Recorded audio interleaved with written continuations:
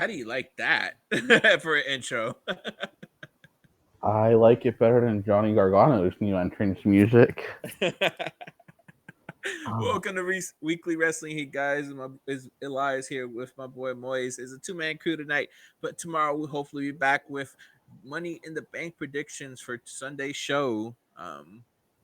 and I don't think we're the only podcast doing this. Like, a lot of people are having a hard time talking about wrestling right now, just because they're so like out of the whole no audience thing. So it could be like a great event, but just because everyone's so bummed out from the no audiences, which AEW kind of had an audience, which we'll talk about. And I'm going to go on a little rant about that when we start. Should we cover NXT first or AEW, boss? Let's go ahead and go with NXT first. Before we start, which one did you think was the better show? I honestly thought that match for match, NXT was better as far as entertainment value. The last match in AW took the cake. I think the last match and just the noise, because the noise was so much more than we've seen in so long, you know? Yeah, So, yeah, definitely. But I think match for match, NXT definitely took it. I agree with you. But now NXT is kind of behind the eight ball because now they know what AEW is doing going forward with this corona testing on site and everything. yeah, and I think WWE is mostly trying to be on the safe side of stuff. Since they They're since it publicly traded. Yeah, they can't. They're in the stock market. They can't risk it. You know, because even if one test comes out false and someone ends up getting it, your company is screwed. Yeah, basically. So I mean, I see the advantages that WWE is doing. I mean the AEW is doing, but at the same time, it's apples for oranges. To be honest with you, you got somebody a publicly traded company versus a company that's not publicly traded. You could do have a lot more liberties when it comes down to doing stuff. I'm glad that AEW is doing on-site testing. But I honestly think that on-site testing is not as accurate. I think it was too early to bring back Jake the Snake with the situation going on. But hey, all right, let's get into AEW because I mean NXT because man, NXT had a pretty nice show this week. Started off with Donovan Dijakovic versus Johnny Gargano. Man, this match was whew. This match was fun, but there was something it was missing. Because we talked about it last week. I was so hyped about this match, but I felt like something was missing, and I don't know what it was. I don't know. It's something about it. I like the match. I like the back and forth that it went. I like the fact that I'm not a fan of Gargano's new music because Rebel Heart is one of my favorite songs. Even Candice's old song was awesome. Yeah, but I like Candice's new song. I do too. But her old song was pretty good, though. Yeah. Yeah. So, but I mean, to be honest with you, I think I feel that is something neat. I think that this match probably need um,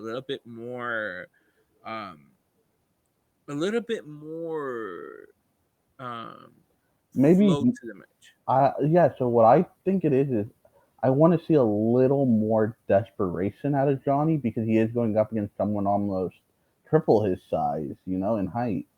So maybe have Johnny go for the leg a little more rather than at the very end, you know? Yeah, I think that's what kind of like took away from the match a little bit, but nonetheless, it was an entertainment match.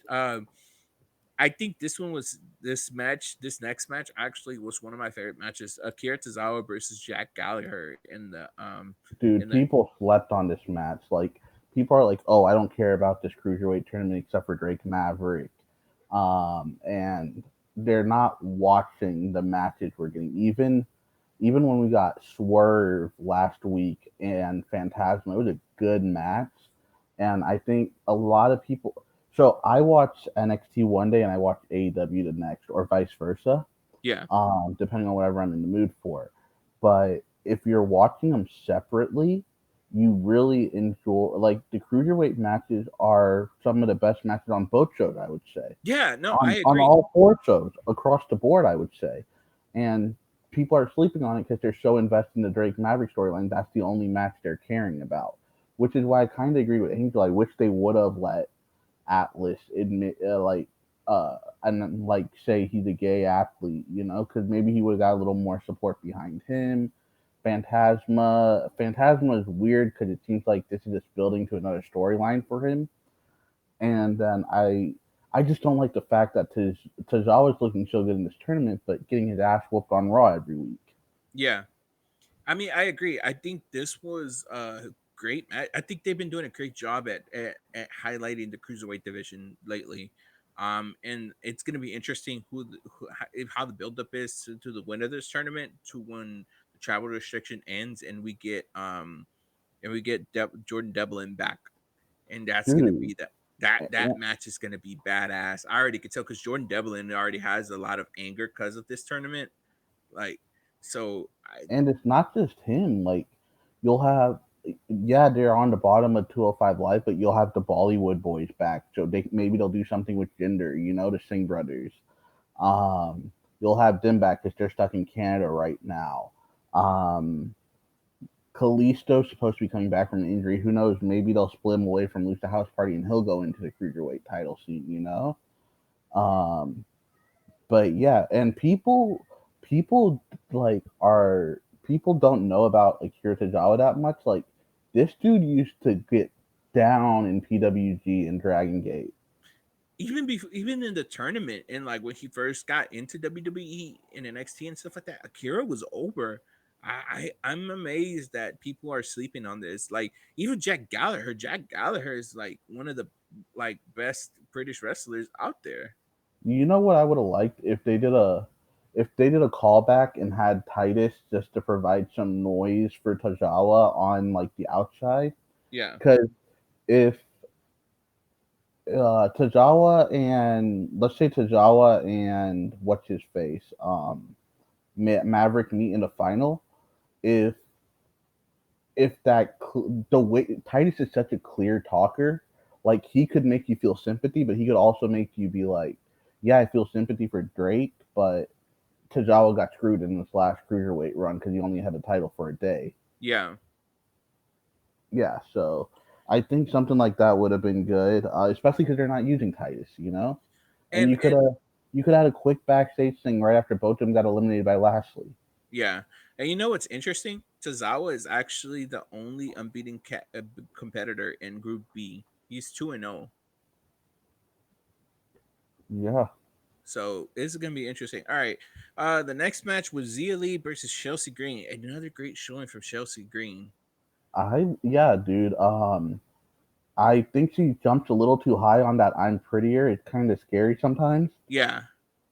And a lot of people are actually like, I read a lot of posts like where people have been freaking out about that because they're like, dude, it just takes like one slip up. Yeah. But yeah, I wanted to do it more like Christian used to do the "Unprettier." Yeah. But what's it called? I I like how they're adding Aaliyah to kind of take the spot of what Diana was supposed to do. It seems, right? Yeah. I think Uh, I think they figured out that they should have needed at somebody else. where the They hell is wouldn't have. Vanessa Bourne? I have no idea. Because Probably in Arizona. are her and Aaliyah like besties? Probably in Arizona. But let's say like when they end restrictions, that could be a good way to turn Vanessa face. Yeah, that's true. Because And you don't, because Candace just turned heel, so you need you need and it more seems like faces. Io is going to be a tweener, right? So Yeah. you could have Vanessa turn face. Yeah. Um, I thought it was a good match, and the swerve at the end with Aaliyah, I think it's a good way to build up to that, see what's gonna happen. Um, man, highlight of the night, and I think one of my favorite new entrances in WWE and in the whole industry right now. Carrying Killer Cross debut with Scarlett. No one's calling him Carrion. Poor guy. Yeah, but He's Killer Cross's debut, man, that entrance was badass. it was so cool, and I've said it many times. Like, he's a good dude. Like, a lot of people didn't like the way he left Impact. and because he was complaining about the first blood match, he didn't want to bleed in the match. But I I don't care. Like he's a good dude. I talked to him after that show, like, and he was down to earth. He talked to everyone that approached him, took a picture with everyone that approached him. Um, he would crack jokes. Like I was wearing a Brian Cage shirt. He's like, "When are you gonna buy one of my shirts?" He was a good dude. Um, so yeah, I'm definitely all in on him. And cool little tidbit. Aja, the referee in this match, is That was Leon his Ruff's girlfriend. girlfriend. Man, that must have been a hard match to watch for her. Dude, right? Like, but I feel like there's so much potential in the future storyline with this if Leon gets signed. Man, Leon Ruff, I hope they give this guy a contract or something because he's been taking beatings. I think they're like the third week in a row he's been taking beatings. Yeah, he doesn't like on Evolve he was teaming with AR Fox and it seems like AR Fox has more personality. It was like he wasn't the Montez Ford of the group, he was the Angelo Dawkins of the group, right? Yeah, Because AR Fox has all that personality, and then I think they had a manager too. yeah. Um, so yeah, like I would like to see like if they could do something with him. Maybe like if you bring Leo back down the line, maybe have him and Leo team up. Yeah, I think Um, Leon Ruff is a good talent, and they've been utilizing. He's been playing his part correctly, for the past if couple of weeks. what's his face, ACH didn't screw up with the company so bad, I think that could have been fun. Man, speaking of which, did you see how he went on? ACH actually went on and basically apologized for his. A lot of people are saying he's bipolar, like, and it might be a real issue. Yeah, I don't know if it's for the NXT guys, but like I know WWE likes to help people out with stuff like that. I don't know if the NXT guys get that I benefit. think it's all around because I think it falls all around because I know Mike Kanellis was part of that thing when they were helping him. So I Yeah, think yeah, I, you're right. I I wouldn't be surprised if WWE reached out to him, try to make amends with him since he came out and apologized. And I think he probably he knows that he fucked up pretty badly. So we'll see what happens. I hope the And best for him. and he left at the wrong time because like he only got one or two indie matches after that, and then everything shuts down. Yeah, and then I mean he went on a complete he went off the Tirade, deep yeah. end. So I think he kind of got blacklisted for a And couple of and I promotions. heard he's a really good dude. Like I heard he's a good kid. So Yeah, no. He's a real humble. He used to be well. He is a real humble dude. I've met him before. He's real humble. He's really nice in person. I just think I just think he the pressure and I think he let a lot of things get to him. And I think that when you're not thinking straight, you make mistakes that you don't mean. So and I think you're going through Triple H. You don't even have to worry about Vince. Like Triple H, it's like so much easier to talk to from everything we've heard. yeah. So I hope the best for him. So let's see what happens. All right. NXT Women's Championship match: Io Shirai versus Charlotte Flair. I think this was a nice match in my opinion. I like this because it proved Angel wrong in a way. Because last week Angel was like, "Oh, well, Charlotte's just gonna run through everyone until Rhea gets involved." Blah blah blah blah blah. And you said it too, but I'm not gonna mock you because you actually show up to the show on time. Um, but Well, I yeah, mean, the match itself, yes, she went down to NXT too, and she's a dominant champion. But I but know damn what does Labar say? You don't have to win to get over. exactly. So I think this match ended perfectly with the disqualification. And then it builds a side storyline with Rhea coming back, and then it builds that rivalry between Rhea and Io Shirai up again. Yeah, and next takeover will probably be SummerSlam weekend, which they're moving out of Boston. Maybe they come down to Dallas or Houston for it because Dallas is supposed to have Survivor Series. I hope so. I don't know what they're gonna do with that. I think right I now with could see them switching Dallas and Boston, like being like, all right, Boston, right now you have Survivor Series. Let's just see what happens till then. Right now, y'all are penciled in for Survivor Series. We'll move SummerSlam to Dallas. I could see something like that happening. Either that or they'll move it to Florida because Florida is pretty much reopening as well. Yeah, but I think Extreme Rules will be in Florida. I don't know if you want to do 2 back-to-back shows there Yeah, because we got Extreme Rules after Money in the Bank. yeah, that's true. So we'll see what happens with this one. But yeah, no, the storyline itself ended up pretty good. I like how it ended, and and then them afterwards in the interview, Io Shirai and Rhea Ripley having that exchange in the parking lot area when she was being interviewed. I think it was a good And I way. like that it was a kendo stick rather than a steel chair or exposed turnbuckle because you see it so much. The kendo stick last time we saw it was when the Bailey and Alexa thing happened so long ago. So I like how they kind of switched up a little. I want them to start using the ring bell because I feel like we don't see the ring bell that much either. We saw it at WrestleMania with Kevin Owens and Seth Rollins. Yeah, but that was no disqualification. Like I want to see someone get disqualified with the ring Yeah, bell. yeah, yeah, yeah. No, that's I want to see that more. All right, next match was Kushida and Jake Atlas. Kushida defeated Jake Atlas Really in this quick. Group A match. I think it looked bad on Maverick for the loss. I think because of how easy Atlas got beat. Yeah, But but at the same time, Kushida's. I think they're gonna push Kushida as well, so it's gonna end up leading to Kushida versus Drake Maverick for that it has last. to. They're the only two that can win unless Maverick. Because if Atlas wins next week, it doesn't matter because Kushida's undefeated. So the only way it would matter, the only thing that matters now is if Maverick wins and he's 2-1 because he's got that win over. He'll get that win over Kushida Atlas. if he wins. Yeah. Yeah. So yeah, good match overall. It went a little too quickly for my liking, but nonetheless, it was a good match. Then we had Denzel Dejournette versus Cameron Grimes. He's just getting paid to get his ass whooped every week, right? Yeah, Basically, right? Bobby Lashley and then Cameron Grimes.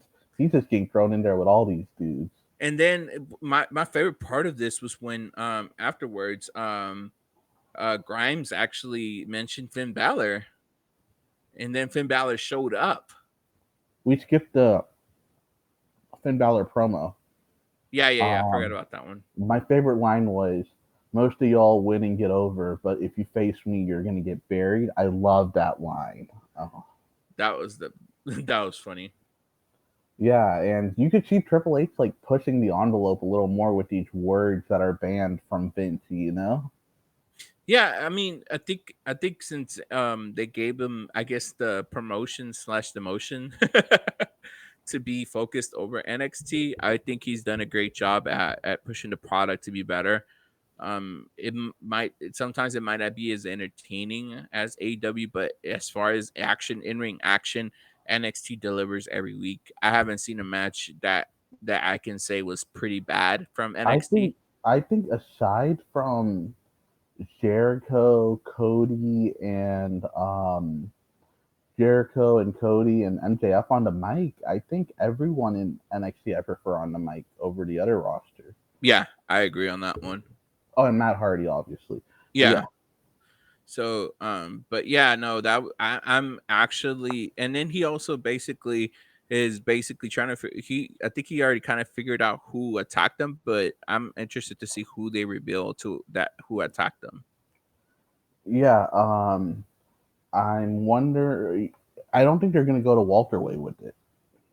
Maybe not. It could probably be Killer Cross. That's what I'm hoping. But then you got the Tommaso thing laying in the background, and I still think the kidnapping thing's gonna happen. So, We still haven't seen Tommaso back on TV, so I'm interested to see when Tommaso comes back, how the but he's storyline also takes he's up. also got a little girl, so he might just be staying away for a little bit. Yeah, that too. All right, then the last match of the night was Adam Cole versus Velveteen Dream. I actually like this match. I really like this match. I feel like it was on against the wrong match though. Like Yeah, that AEW main event had like if I was watching both simultaneously, I would peek at NXT and I would watch AEW in that final segment. So what I did, I actually watched NXT live, and then I went back and watched the because I That's, record both that's what on. I watched AEW yesterday. Yeah, I record both, and I just went back on DVR and watched highlights from AEW and watched the full main event match. But as far as in ring action, I love the in ring action. And then Dexter Loomis coming out from under the ring to scare I think it was Bobby Fish and Roderick Strong. Yeah. Where do you think they're going with this Dexter Loomis thing? I think they're gonna use him to partner him up with they're gonna Velveteen? partner him up with Velveteen Dream to help take on the Undisputed Era. I think it was. I Yeah, think it. I don't know. I kind of feel like that's a step back for Velveteen. I don't know exactly what is going on, but I liked it, and it's kind of weird to me how intriguing this match, this pairing with Velveteen and Dexter Loomis is, because they're both kind of out there, like weird as far as their gimmicks go. So it makes kind of like a weird perfect pairing, kind of like when they paired Goldust and Booker T. Yeah, or when they did what's his face? When they started having Orlando acting all out there with JBL. That or Team Hell No, kind of like that as Yeah. well. So um of course, NXT Adam Cole defeated Velveteen Dream after the um The knee to the back of the head. after the knee to the back of the head. So overall, I liked NXT this week. It was good, solid in ring work from everybody. Even the squash matches, they made everybody look good. So I think that's one good thing about NXT that I can say. Um, but yeah, highlight from Raw though, the Charlotte Flair versus Liv Morgan match, underrated match of the week. Yeah, well, worst promo of the week as well. Yeah, unfortunately the promo kind of killed it, but the in-ring work from both of them was, man, Charlotte really put Liv over. Man, I kind of wish they didn't split Liv and Ruby because I feel like Ruby would have been a great mouthpiece for Liv. I think so too. I think Liv was kind of like, I think she wasn't I think she miscued herself, so I think she was kind of like lost in a sense, kind of lost herself, because she usually does get promos. I And usually then she like always like she's also said Charlotte's one of her dream matches, so she was probably like taken excited, by the moment as yeah, well. in the Yeah, moment. So does I'm not complaining. I like the match apart from the promo, but Liv it looked good. Yeah, definitely. yeah. So that's my highlight from Raw. That's what I like. My highlight from Raw was when it ended. So yeah, no, but that was Dude, NXT in a three nutshell. hours with no audience is so hard, dude. I agree. It's not it even NXT and AEW with no audience is still not there yet. It's not there yet. Like But it's like, good. It's good you could watch it, but with no audience is still, you're still missing that factor that you so usually have. with NXT, I think I'm into it because you're not overexposed to talent, and then with because Raw, you're gonna get the same 15 guys with this whole pandemic going on, Yeah. and with AEW, like at least like this week, the entertainment value, I think we all would agree, AEW is miles ahead of WWE this week with entertainment value. Yeah. Yeah. So speaking of which, let's get to NXT. I mean to AEW. Man, Um, I thought the show for itself was dead. There's a couple of matches that stuck out into the main event. So yeah, I there were two matches that I really liked. A lot of people crapped on Cody and Joey Janela, but I liked it.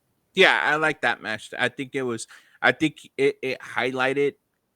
It highlighted Cody and Janela, how good of a worker Cody is, but he also managed to put over Janela a little bit. Janela missed like three spots in that match, though. Yeah, and Cody Uh, caught it. Like, and you could tell Cody caught him, made him pay the for it ramp on the spot, slip. especially, yeah. Yeah. So that's actually the first match of the night. Cody versus Janela. Cody defeated Janela. Um, good good intensity by Cody. I apart from those 3 missed spots, I think he did a really good job at catching up with making Janela catch up on those missed spots. And of course he ribbed them in the middle of it, like with that back hit. You know what I think would help Janela? I think if they showed some footage from like his spring break matches, I because I know Angel's not a fan, but I feel like a lot of people don't know like the whole thing behind the bad boy Joey Janela stuff. Yeah, Because a lot of people are like, oh, it doesn't suit him as a gimmick, but dude, this is a guy that like would pile drive, like would get thrown headfirst off roofs and stuff of houses. yeah, yeah. I Go agree. watch his match with Dean Ambrose or with John Moxley. Sorry, the AEW match where anything goes. Yeah, Great I match. think a lot of these guys that come from the indies have a lot of hardcore deathmatch styles with them. Janela, Havoc. I think Janela and Havoc could be a good opening match on one of their pay-per-views if they do it as like a no holds barred. Yeah, I agree. I want to see more of Havoc and Janela as well. Yeah. Yeah, but that was the first match. The second match was Nyla Rose came back and defeated Paige. Well, I guess they find AEW has their version of Paige. This match was I'm just happy it was an actual squash match. Yeah. So Um Next week though, Hikaru Shida, Penelope Ford, Britt Baker, um and Shayna in a fatal four way. That'll be fun. yeah, I think that'd be a good highlight of the actual people, the good people that can work. Yeah. Sorry, Chris Statlander, not Shayna. Um, and yeah, I think getting in the ring with Hikaru Shida and Britt Baker and Chris Statlander because they have so much experience will help Penelope a lot too. Yeah, I think it'll be a good match for all 4 of them. Afterwards we had John Moxley versus Frankie Kazarian. Before that, MJF, or I think before or after that, MJF had threw a promo that basically saying he's returned, and then Tony Schiavone basically told him that he was square off against Jungle Boy at Double or Nothing. That'll be a fun match. The Moxley Kazarian match I liked because I think everyone in SCU deserves more than what they're placed in. Yeah, I agree. I think all 3 of them, I think one of the 3 should have been in the TNT title match, and I think the promos with Scorpio Sky have been good. What I didn't like about, I thought it was a good match. My rant, and I think you're on it with me, is why are we getting Brody Lee and John Moxley for the title? That's what I'm that's my It's my dis- whatever with the Brody Lee character, like some people love it, some people hate it, but I don't think you can have either one of these guys lose, and I don't think you want to extend it for more than a match yeah. because I don't think their styles would click.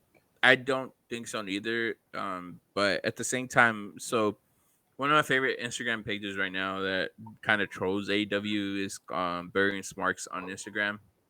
It has like a picture of everybody like a guy putting on a clown face, and then each face is like, "Hey, AW saying they won't push former WWE stars," and then the guy has like putting half of the white face on, and it says AW's first big title match was supposed to be Pac versus Jericho. Then he saw the full face with a little bit of the clown makeup on.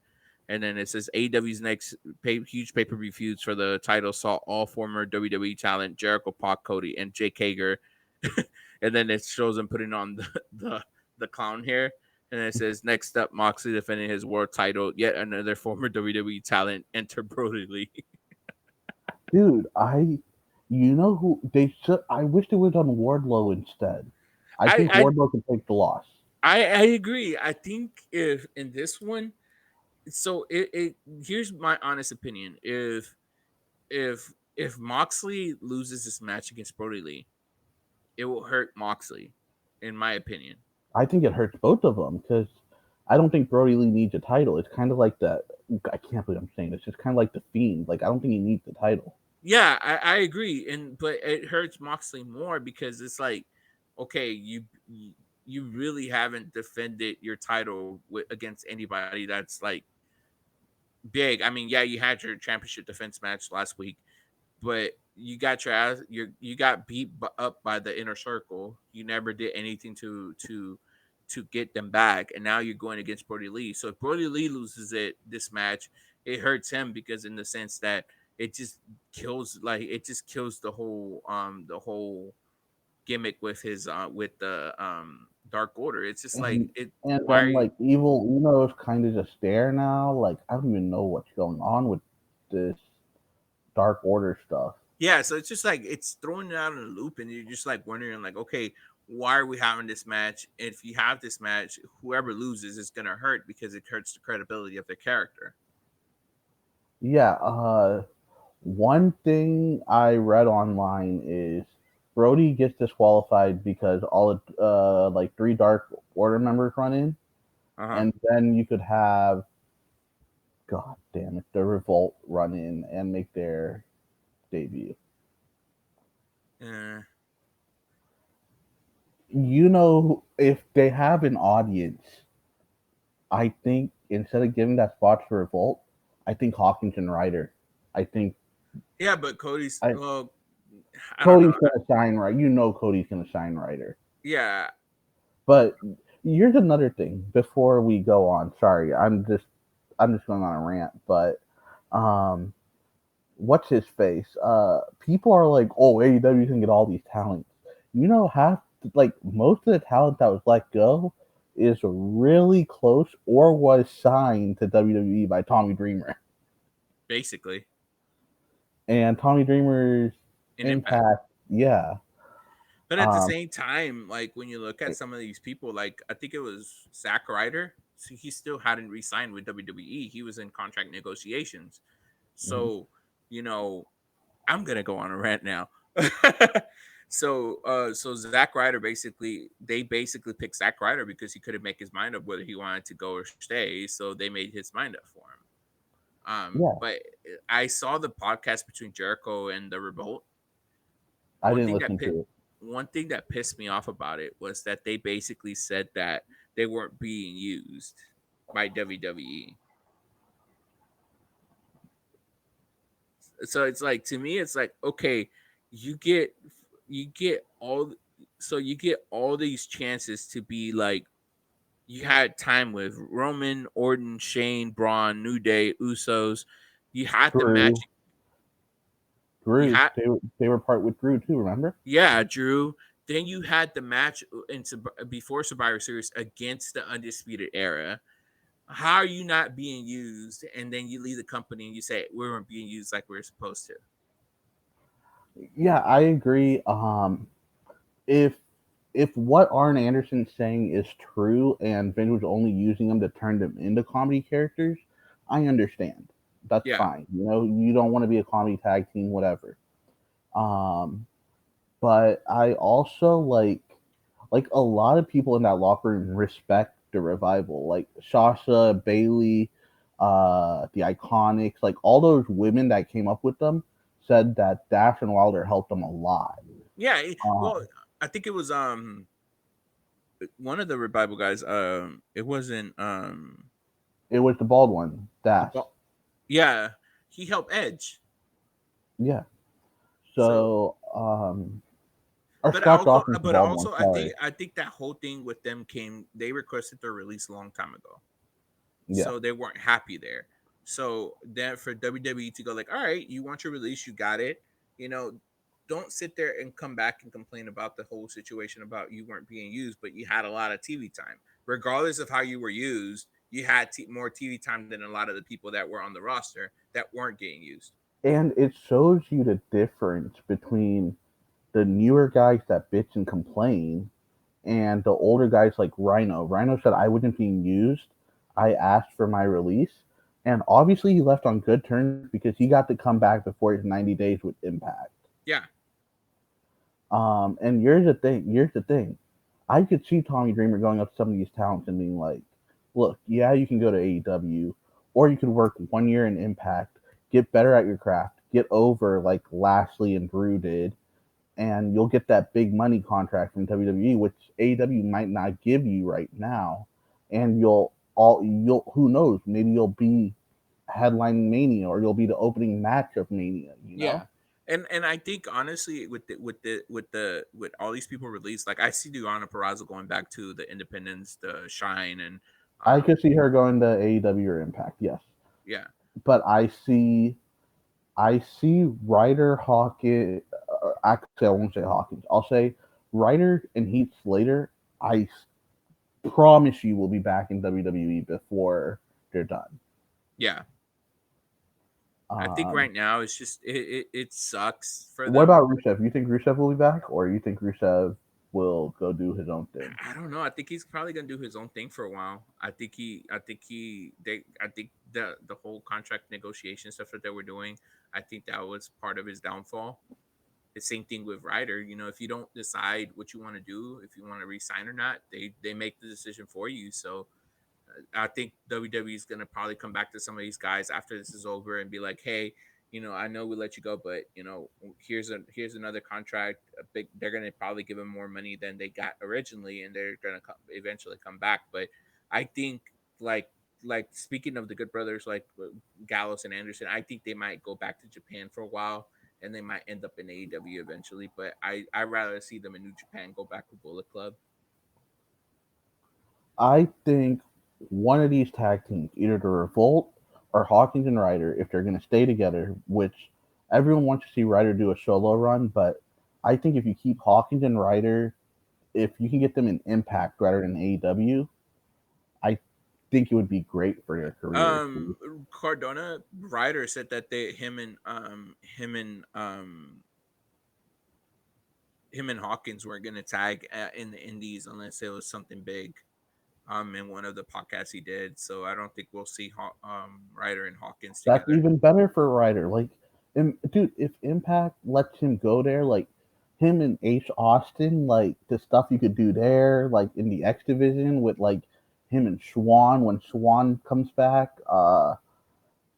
No one knows what's going on with Brian Cage. Like, Yeah, Brian Cage and Jack Ryder are really good friends too. People, so like that's what I'm saying, and I think with WWE letting Kathy Kelly go, and I haven't heard this anywhere, this is just the Moisism.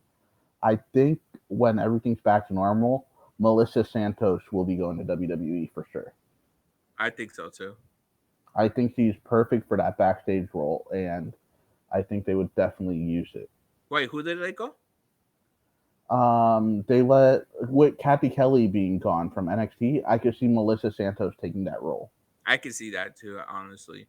especially because Charlie's doing so much stuff with ESPN now. So Yeah, if they have Sarah Schreiber running back and forth, why not just bring Melissa on board?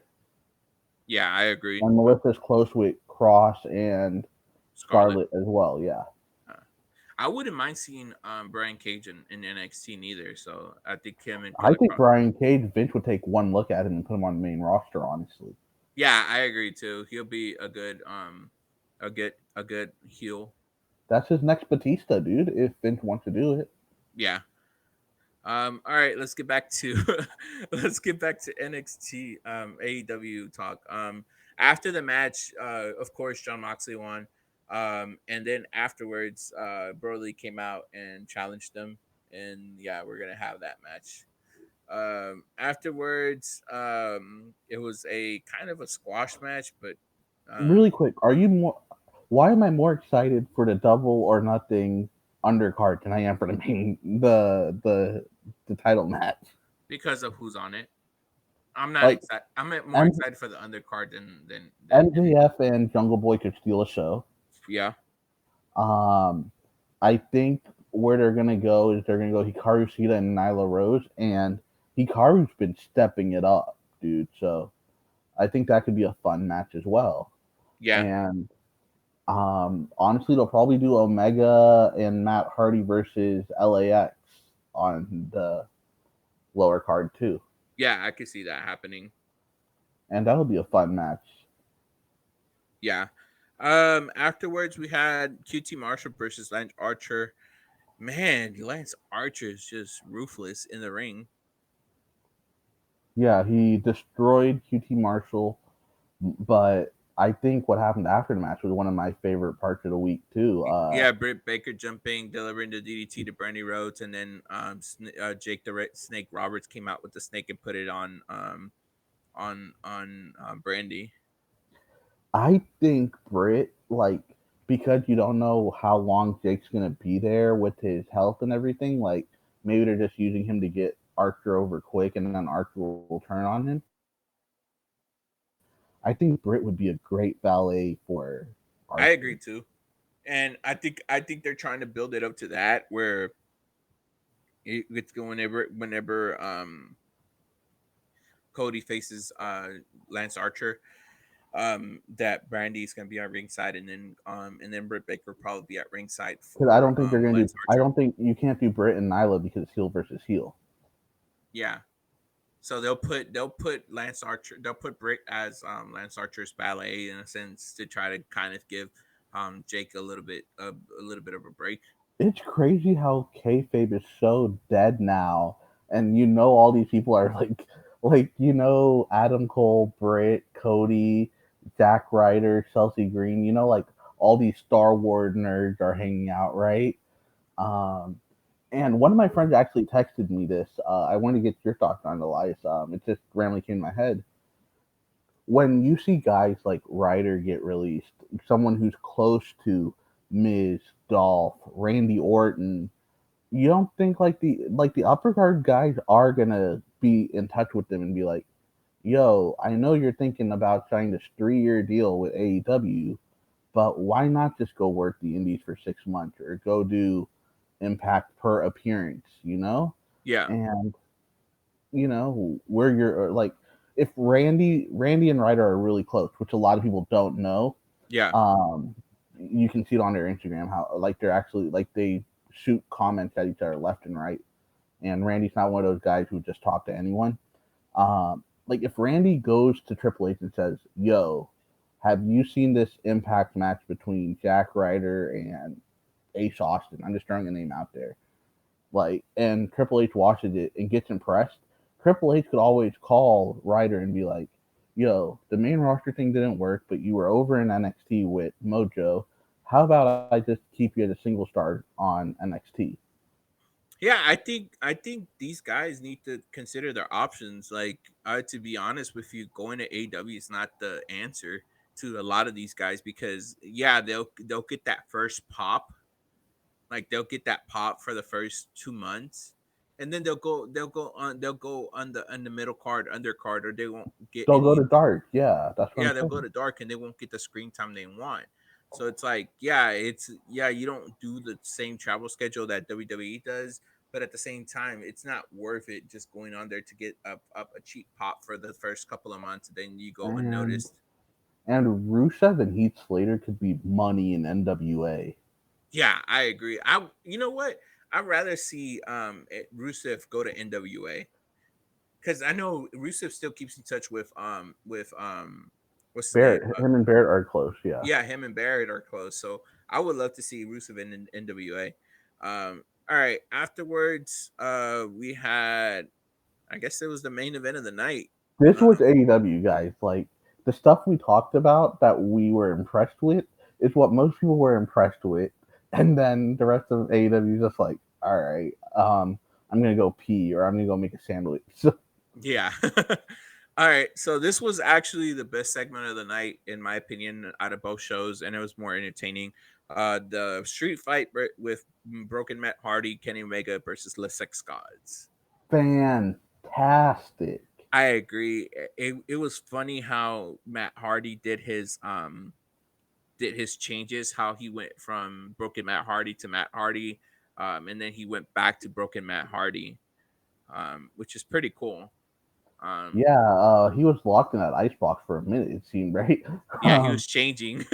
props to Sammy and Chris Jericho for taking those golf cart bumps because the first one Man, missed Sammy, but Jericho went into it, and then Sammy just ran into the bar the second time. yeah, he Uh, sold that one pretty good. I liked it.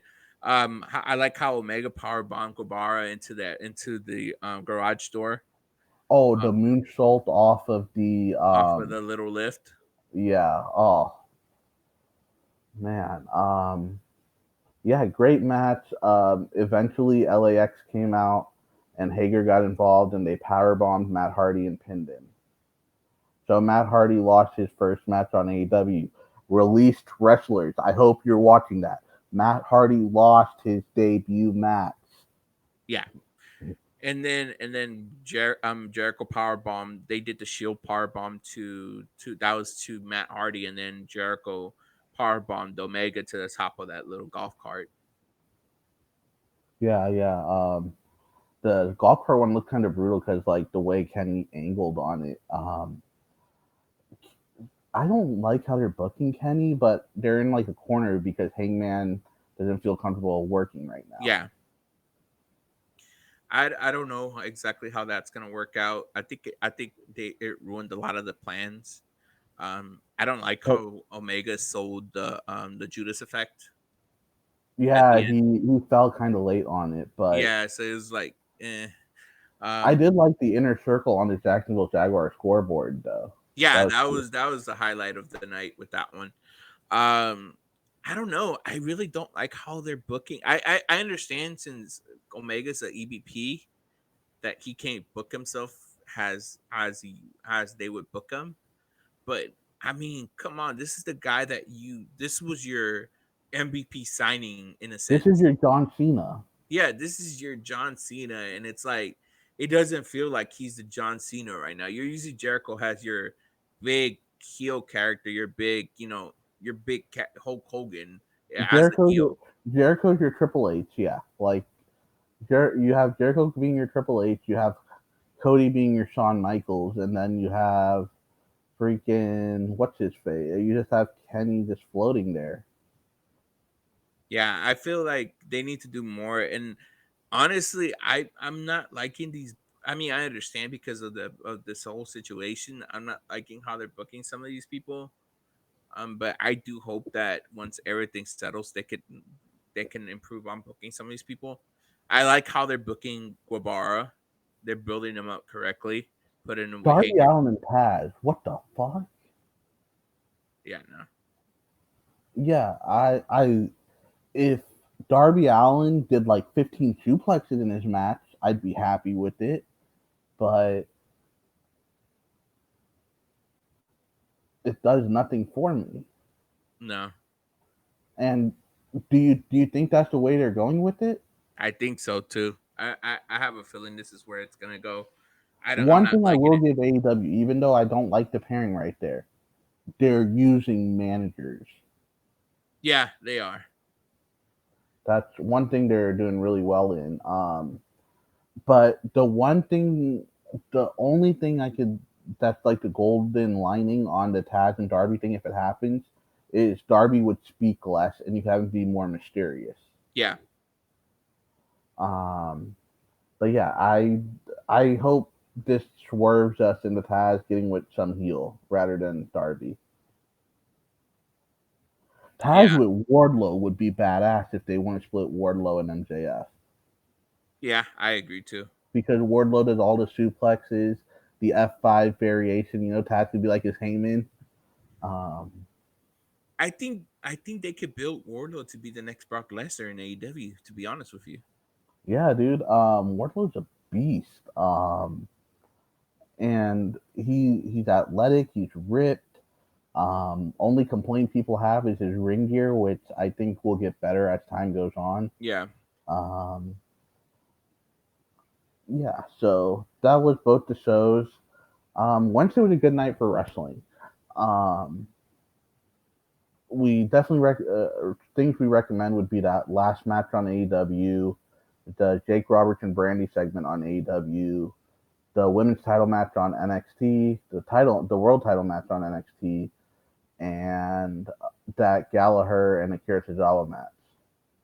Yeah, I agree that those are the top ones that you need to watch as far as it comes down to it. Oh, and Scarlett and And Killer Carrie's Cross debut. debut. Oh yeah, If you haven't watched it, they have the whole thing up. I love how they use Scarlett in this, man, and that was her voice in the voiceover on the intro. yeah. She sang her own intro. Yeah. So Um, so that would be man, cool. I Money in the Bank's on Sunday. With everyone's excited about the main event, but everything else is kind of there. I'm happy for Tamina. yeah, I am too. Um, they made The her look like a The beast. Usos put her over pretty good at on the bump the other day. Dude, I'm telling you, which I forgot which Uso is injured, but if they put the other one with her, I think it'd be a lot of fun. Yeah, I think so too. I think it's Jey Uso who's not injured.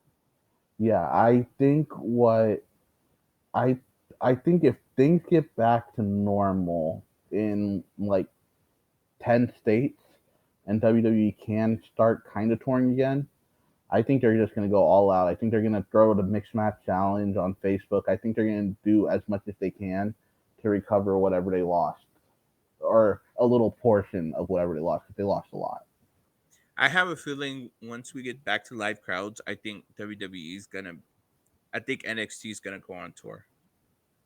Yeah, I think they have to at this point, So like, because AEW just feels bigger, even though it's only like 3-4 thousand more people in the crowd. It just feels so much bigger. yeah, but at the same time, as far as wrestling, we talk on a wrestling perspective. NXT is better on the wrestling perspective. AEW still has a lot to work to do, especially with the women's division. AEW's been very entertaining, and it seems like they know what four women they want to build around now. So that's Yeah, good. Um, I'm happy that we haven't seen Big Swole, but she does have a little girl or a little kid. So that's probably why she's away. But yeah, I think AW is slowly figuring out on the women's division, and I think one signing that would help AEW a lot with that women's division is Finley. who? Finley, Oh yeah. because he was doing the women on SmackDown. But did he get furloughed from WWE? It's up in the air. Like Shane Helms was like, I'm furloughed, but I'm allowed to work out other places.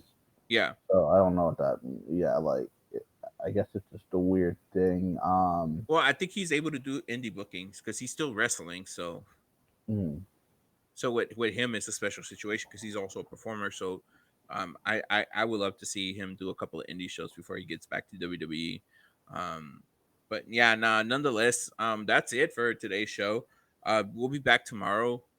With the predictions for Money in the Bank, we'll cover. Hopefully, everybody gets to be able to get on tomorrow, and we'll be able to get through a full show and just go straight Money in the Bank predictions. yeah. We'll try to do a show tomorrow. If not, me and Elias will probably get on for around midnight, 1 o'clock again, and just give you guys their predictions as well. If everyone else is down, I get off work at 8 o'clock. We can record at like 8:30 or whatever. Yeah. I probably won't be available to about 9ish, but we'll talk offline after this. Yeah. But yeah, either way, thanks for joining us. Follow us, comment down below if you have any comments or any what you thought about this week's show. Follow us on Facebook Weekly Wrestling Heat and follow us on Twitter. Yo, Manscaped, I bought your trimmer and it made me look really good. So throw us a promotion. There you go, Manscaped. If you're looking at this, we're down to get sponsored by y'all. So either way, um, from Weekly Wrestling Heat, we are out. Later. Peace. Peace.